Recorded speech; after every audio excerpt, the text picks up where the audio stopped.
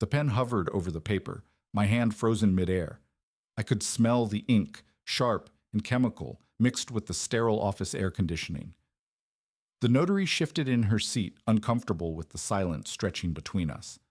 Across the polished mahogany table, she sat perfectly still. No nervous foot tapping, no bitten lips, just calm, steady breaths as she waited for me to finish destroying our life together. I pressed the pen down and watched my name appear in shaky blue lines. John Michael Carter. The same signature I'd used when signing our marriage license 7 years ago. The same letters that had once promised forever. She signed her portion without hesitation. Sarah Elizabeth Carter. Soon to be Sarah Elizabeth Whitmore again.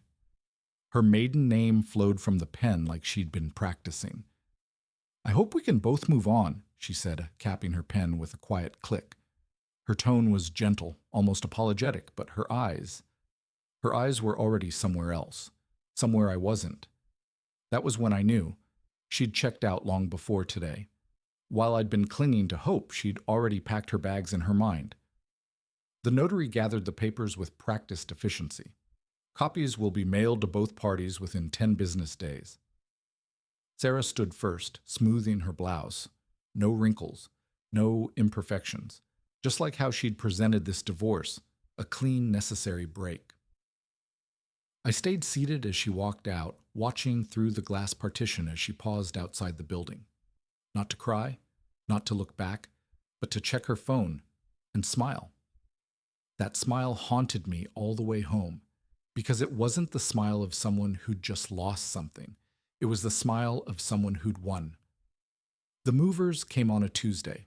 I sat on the front steps with a cup of coffee that had gone cold, watching as strangers carried pieces of my life out the door. Sarah supervised with clipboard in hand, occasionally pointing at items I hadn't realized were even up for negotiation. "That bookshelf goes to me," she said, tapping a manicured nail against the wood. "And the dining set, and the rug from the study." I didn't argue. The divorce agreement was clear, 50-50 split of marital assets. But no one warns you about the weight of that division. It wasn't just furniture.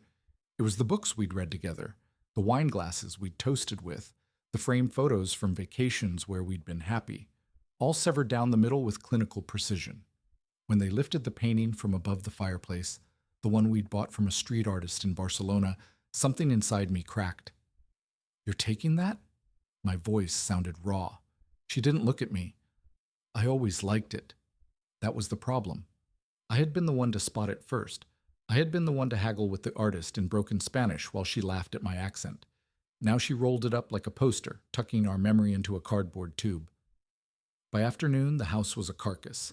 Half-empty rooms echoed with every footstep. My friends called it getting off easy. "At least she didn't go for alimony," Mark said over beers that night. "Could have been worse," added Dave. "My cousin's ex took the dog." I nodded along, but their words rang hollow. This wasn't about legal wins or losses. This was about coming home to a space where every missing object was a reminder. She chose to leave. That night, I found the whiskey she'd missed, a single malt we'd been saving for our 10th anniversary. The bottle was still sealed. I cracked it open and drank straight from the neck, wandering through rooms that no longer made sense. The guest bedroom mirror was gone, leaving ghostly outlines on the wall. The kitchen lacked half its utensils. Even the damn light bulbs were uneven now. She'd taken the good LEDs from the living room, leaving me with the flickering ones we'd meant to replace. I collapsed onto the couch, mine, miraculously, and stared at the ceiling. The worst part? Somewhere beneath the anger and the hurt, I still wondered if she was okay, if she missed me even a fraction of how much I missed her. Then my phone buzzed, a notification from the home security app. Motion detected. Front door. But no one was supposed to have a key anymore. The house didn't feel like mine anymore. It didn't even feel like ours, just some hollowed-out shell where memories went to die. I'd wake up at 3:17 a.m. every night, the exact time Sarah used to stir in her sleep and press against my back. Now there was only cold sheets and the oppressive quiet. The furnace kicked on with a groan that sounded like a wounded animal. The fridge hummed like it was holding its breath. I started finding traces of her everywhere, a single pearl earring behind the nightstand. the faint outline of her favorite candle's ring on the coffee table. A tube of that minty lip balm she always used, half melted in a junk drawer. Each discovery felt like picking at a scab. Then the noises began. At first I thought it was the house settling, old pipes, creaky floorboards. But the sounds had rhythm, a cabinet closing softly in the kitchen when I was upstairs. The distant squeak of the third stair, the one Sarah always avoided because it groaned under her weight. Once, I swear I heard the shower turn on for just 3 seconds before cutting off. I told myself I was imagining things. Grief does that, tricks your mind into seeing ghosts. But then I found the drawer. My sock drawer, to be exact. The one where I'd kept my grandfather's pocket watch. It was gone. Not misplaced. Taken. The velvet lining of the box was still warm, like someone had held it recently. That's when I knew. Someone had been here. I tore through the house like a madman, checking every window, every lock. Nothing was broken. Nothing was forced. Which meant only one thing. They'd used a key. Sarah's key. I sat on the bedroom floor, my back against the bed we'd once shared, and tried to steady my breathing. The rational part of my brain screamed that I was being paranoid. The wounded, furious part whispered something else. She's not done taking from you. That night, I set up my laptop at the kitchen table with a bottle of bourbon. If Sarah wanted to play ghost, I'd give her a proper haunting. I pulled up the security system login page, the one we'd set up after the burglary 2 years ago. The system was still active, and according to the logs, someone had been accessing it weekly. I clicked on the most recent footage. The timestamp showed last Thursday at 2:04 p.m., when I'd been at work. The video loaded, and there she was, Sarah, in our house, laughing with him. The video froze on Sarah's face, mid-laugh, eyes crinkled in that way I used to love. Behind her, a man's hand rested possessively on the small of her back. The timestamp burned into my retinas. 2:04 p.m. Thursday, 3 days after the divorce was finalized. I fumbled for my bourbon, the glass slipping through my trembling fingers. It shattered against the tile, the sound like a gunshot in the empty house. Rewind. Play. There she was again, walking through our front door like she still belonged here. The man, tall, sandy-haired, wearing that cocky half-smile of someone who's won a prize, followed close behind. "Careful with that box," Sarah said on the recording, pointing to our wedding china. My wedding china, inherited from my grandmother. "Those are worth a fortune." The bastard winked. "Don't worry, babe. We'll get top dollar." I watched, numb, as they moved through the house with practiced ease. He knew where the good liquor was kept. She remembered which floorboards creaked. They worked like a team, packing up anything of value that hadn't been divided in court. Then the footage got worse. Him pulling her into what used to be our bedroom. Her giggle, that same breathy sound she'd made when we first dated. The door closing behind them. I smashed my fist into the laptop screen. For 10 minutes, I just sat there, breathing through the white-hot rage, watching the cracked display flicker. Then I noticed something in the corner of the footage, something that made my blood run cold. A date stamp from 8 months ago. I clicked. There they were again. Sarah in her favorite blue sundress, him in my goddamn bathrobe, laughing over breakfast at my kitchen table. 8 months. She'd been bringing him here for 8 fucking months, while I was at work, while I slept beside her at night, while I begged her to go to marriage counseling. The security system had recorded it all, every touch, every lie, every time they'd fucked in our bed. I scrolled further back. 6 months ago, him carrying boxes into the garage. 4 months, Sarah handing him my golf clubs. 2 weeks before she filed, them reviewing documents at the dining table, our mortgage paperwork, my retirement account statements. Planning. They'd been planning this. I reached for my phone, then stopped. Number not yet. First, I needed to see everything, every last betrayal, every stolen moment. Then, only then, would I decide how to break them the way they'd broken me. The footage kept playing. I kept watching. And with each passing minute, the man who'd signed those divorce papers with shaking hands died a little more, replaced by someone far more dangerous, someone with nothing left to lose. The whiskey burned going down, but I welcomed the fire. It matched the inferno raging behind my ribs as I methodically downloaded every incriminating clip. The security system's time-stamped footage became a damning timeline of deception stretching back nearly a year. I created folders with military precision, financial theft, videos of Sarah photocopying my tax returns while I was at my mother's funeral, property removal, time-stamped clips of her lover loading my vintage guitar collection into his truck. Infidelity, the worst folder, the one that made my hands shake so badly I had to pause every few minutes. The bedroom camera footage was the hardest to watch. Seeing her pull him into our bed, the same sheets I'd slept on, the same pillows where she'd pretended to cuddle with me after, nearly broke me.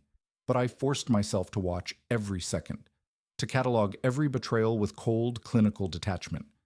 At 4:17 a.m., I made a discovery that changed everything. A clip from 3 days before she filed for divorce showed Sarah and her lover sitting at our kitchen table, poring over documents with my lawyer's letterhead. She was making notes in the margins while he pointed at specific clauses. "Once he signs this," her lover said, tapping the page, "he'll never see it coming." Sarah's smile turned my stomach. "By the time he realizes what's happening, we'll be sipping Mai Tais in the Caymans with his retirement fund." I froze the frame, zoomed in.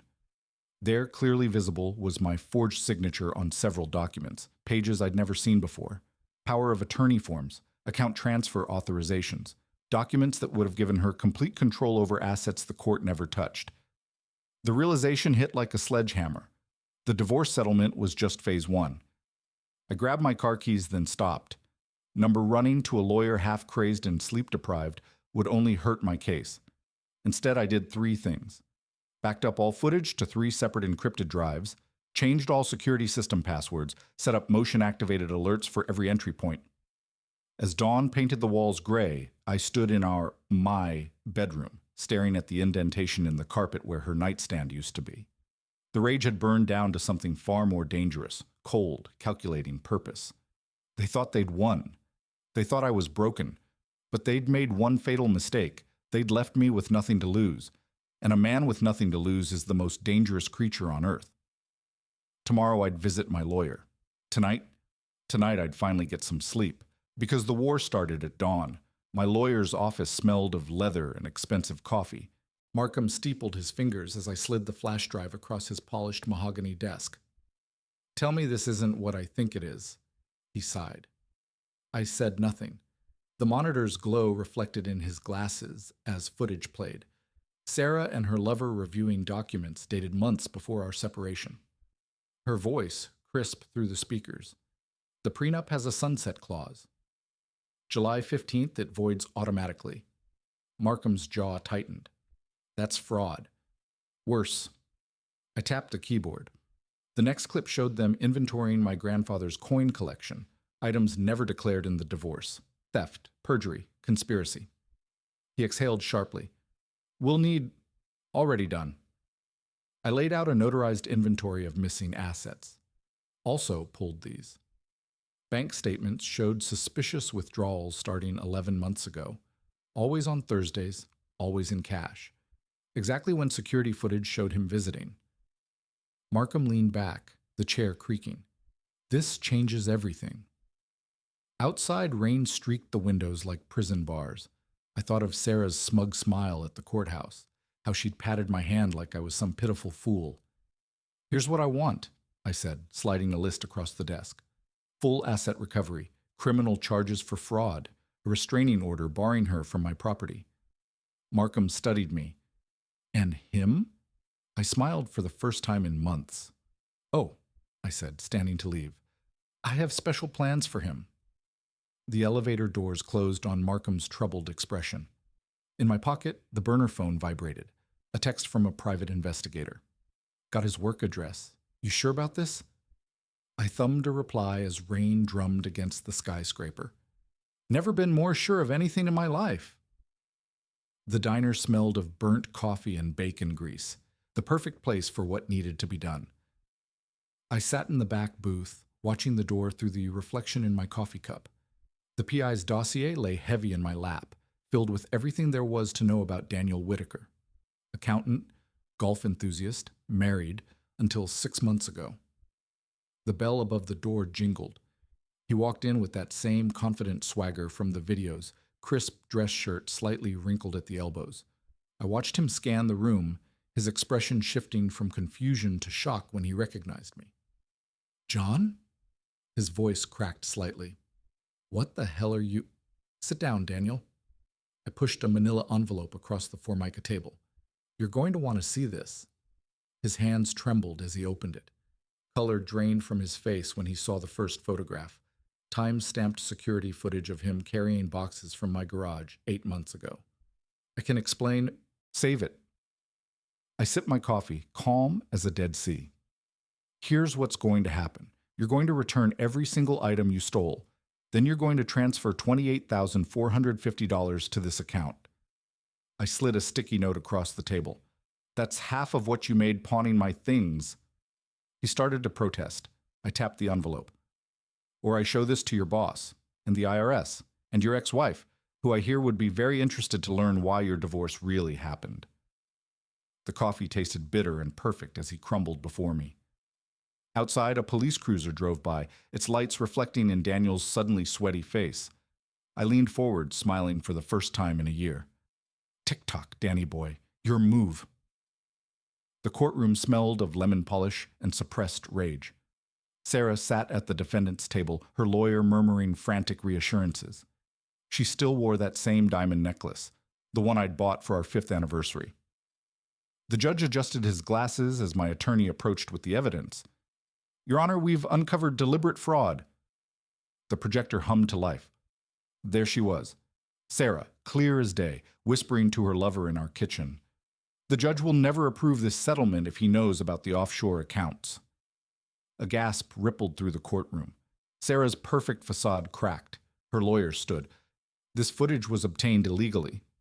"Actually," I said, speaking for the first time, "it's from my security system in my home, which, according to the deed, she legally vacated 3 months ago." I turned to Sarah. "Funny how you kept visiting, though." The judge's gavel cracked like a gunshot. "This case is reopened. All assets are frozen pending investigation." Sarah's eyes met mine, real fear in them now. No smugness, no victory. Just the dawning horror of someone realizing they'd lost control. Outside, reporters swarmed, but I slipped out the back. My phone buzzed. An alert from my security app. Motion detected at the beach house, the one she got in the settlement. I smiled. Right on schedule, Daniel was loading a suitcase into his car, running. I sent the footage to his parole officer with a single message: violation of restraining order. The sun was setting as I walked away, not toward revenge, toward freedom, and for the first time in years, the weight was gone. She could keep the necklace. I had everything else.